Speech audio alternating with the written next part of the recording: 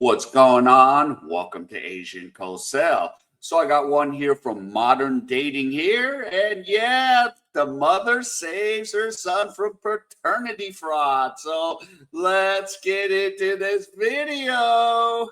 Filthy, filthy.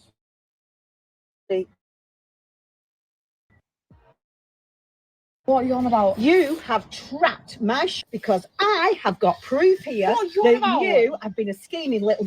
No, I haven't. Yes, you have. Sean. No, you do not. How can you look at me and tell me lies to my face? I'm not lying. You're an absolute liar. I'm not lying. Yes, you are a liar. What's with that? So this is when I had the baby last week and last night. Seem to have him every bloody night, don't I? While you're off gallivanting. So I looked after him, I cleaned his teeth, and then I sent it off for DNA testing. Do you know how creepy that is? Oh, without my consent. I don't give a shit. So creepy. But you'll consent for me to look after him, will you, all night while you're out about? No, I haven't. Yes, you have. No, Anyway, this came back from the DNA testers, and this says that you are the mother, and is Sean the father? Is he? No, he isn't. Some dirty skanky been out and shot somebody else, and then you come back and try to nail my son. Well, he's not falling for it. You can. I know you've never liked me, but it's going as far as making a face. You are damn about right. that. I've never liked you. Just look at you. You can barefaced lie to anybody. Yes, ma'am, to many lads getting played like this. Yeah. Well done, Grandma. Good mother protecting her son. His mother's goal was to protect her son from 18 years of child support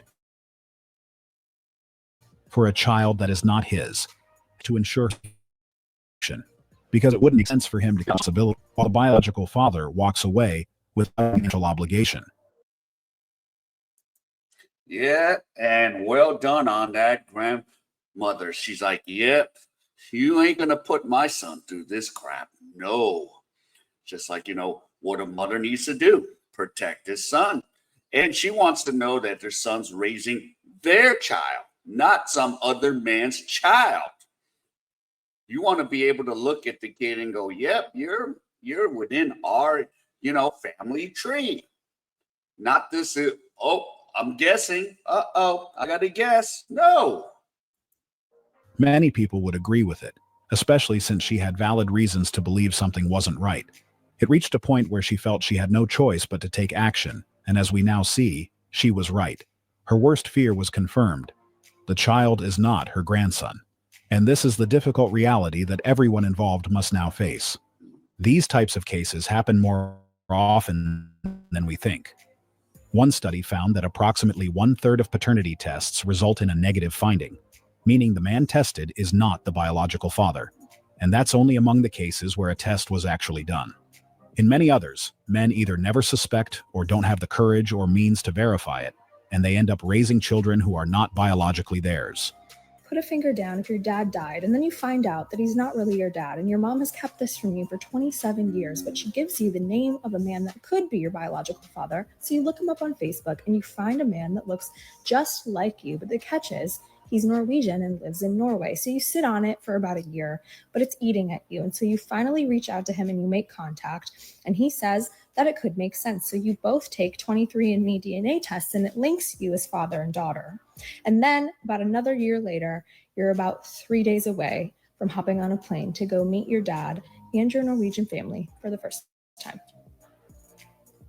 So her mother lied to everyone for all those years, not considering the deep impact that lie would have on those involved.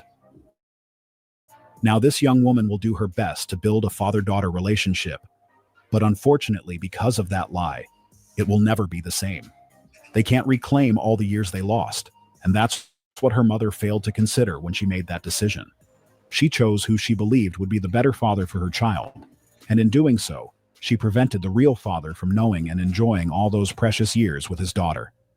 That's the heartbreaking reality in these types of cases.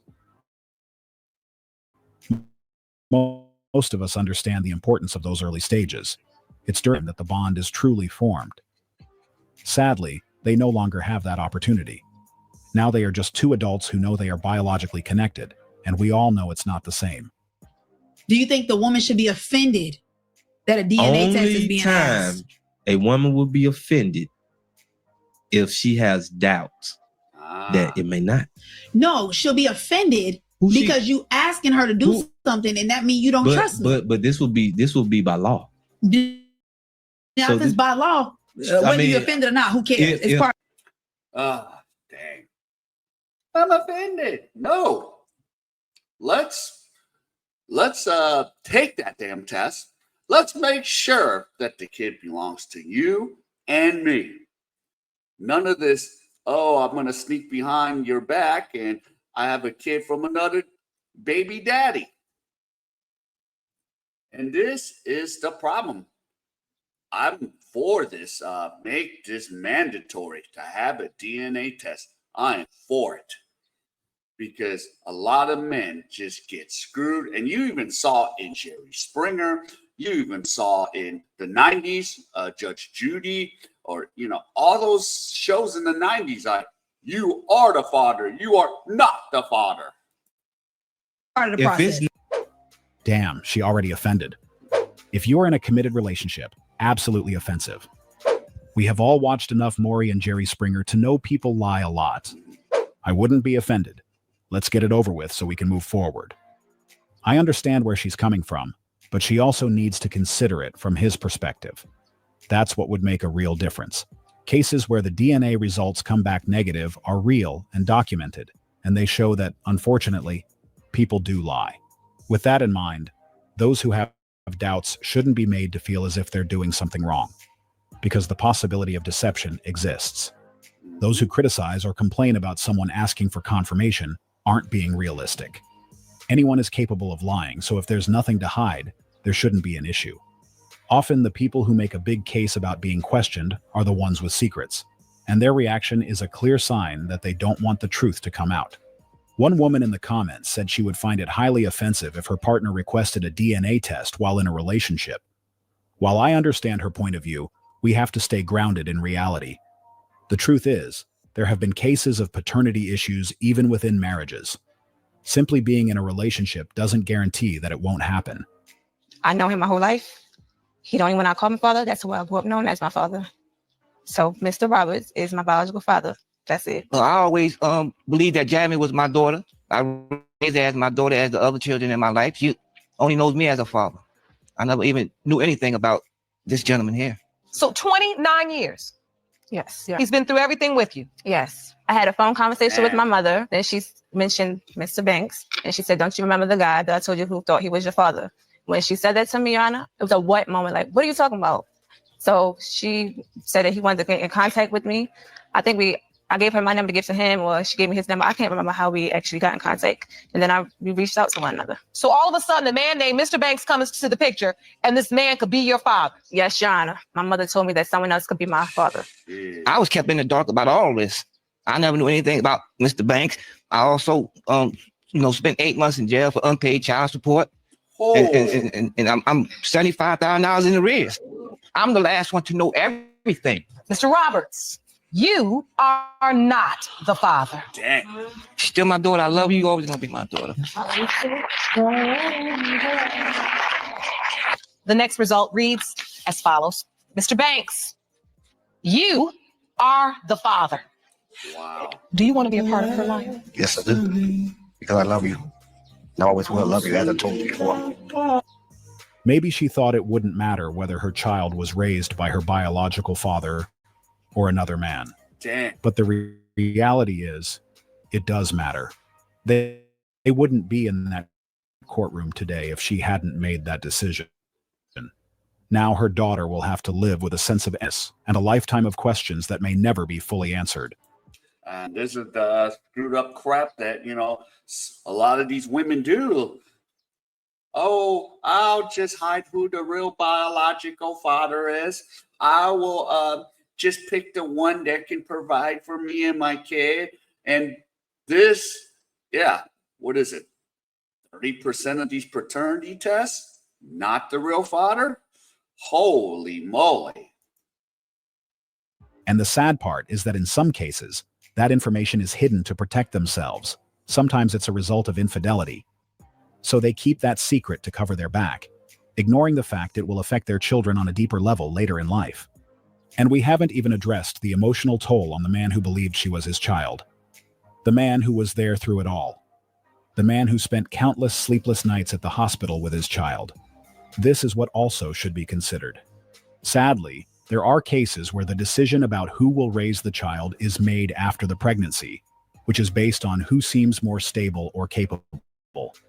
But that's not how it should work. That's a decision that needs to be made with honesty from the beginning, not after the fact. In this particular case, he served 8 months in jail for unpaid child support. On top of that, he now owes $75,000 in arrears. Wow. And only now does he learn that the child isn't his. Meanwhile, the biological father has lived freely without any responsibilities. It's not an easy situation to deal with. What's your age? 26. 25. Are you ladies single? Yes. Yes. Why do you think that is? We're smarter than most men, probably. What has led you to believe that? We're about to be surgeons. Oh.